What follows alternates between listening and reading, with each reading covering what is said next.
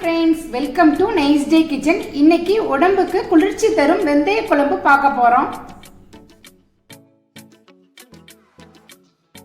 தேவையான பொருட்கள்: பெரிய வெங்காயம் 4, தேங்காய் 1 கப், தக்காளி பழம் 4, புளி எலுமிச்சை அளவு, பூண்டு 1, பச்சை மிளகாய் 2, வெந்தயம் 1 டீஸ்பூன், சிவப்பு மிளகாய் தூள் 1/2 டீஸ்பூன், தனியா தூள் 2 டீஸ்பூன், மஞ்சள் தூள் 1/2 டீஸ்பூன், கடுகு தேவையான அளவு, ஜீரகம் 1/2 டீஸ்பூன், கொத்தமல்லி இலை தேவையான அளவு, கருவேப்பிலை தேவையான அளவு, தேங்காய் வெள்ளைப்பூட அரைச்சிட்டு வந்துடலாம்.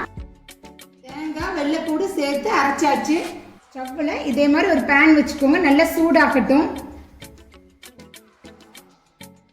பேன் நல்லா சூடாயிடுச்சு. நல்லெண்ணெய் ஊற்றிக்கலாம். வெந்தய குழம்புக்கு நல்லெண்ணெய் ஊற்றினா தான் டேஸ்ட்டாக இருக்கும். தேவையான அளவு ஊற்றிக்கலாம்.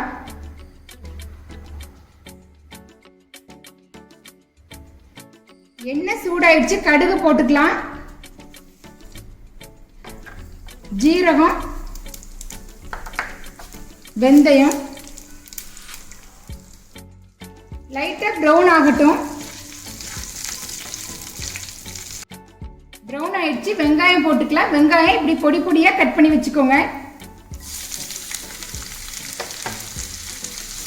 நல்லா மிக்ஸ் பண்ணிடுங்க. நெக்ஸ்ட் கல்லுப்பு தேவையான அளவு போட்டுக்கோங்க. இதையும் நல்லா மிக்ஸ் பண்ணிடுங்க. கருவேப்பிலை, வெங்காயம் நல்லா ப்ரௌன் ஆகட்டும். அப்பதான் குழம்பு டேஸ்டா இருக்கும். லைட்டா ப்ரௌன் ஆயிடுச்சு. பச்சை மிளகாய் போட்டுக்கலாம்.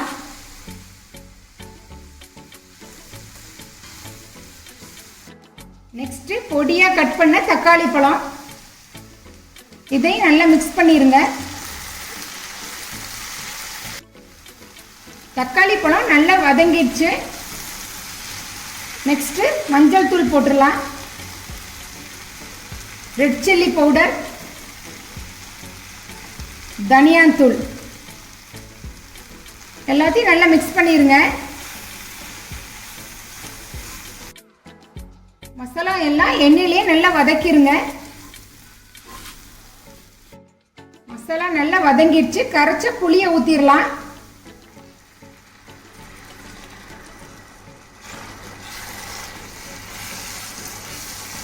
மசாலா நல்லா வெந்துருச்சு. தேங்காய் போட்டுடலாம்.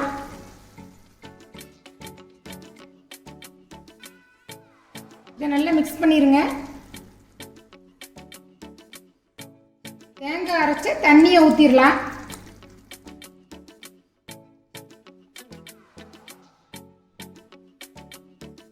லாஸ்ட் கொத்தமல்லி இலை போட்டுடலாம்.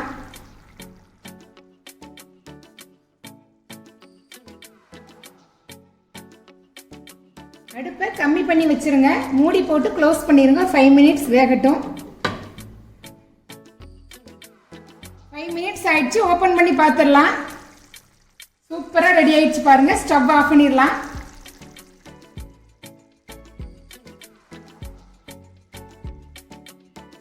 வெந்தய குழம்பு ரெடி ஆயிடுச்சு. கண்டிப்பா உங்க வீட்டுல ட்ரை பண்ணுங்க. மீன் குழம்பு டேஸ்ட்லயே இருக்கும்.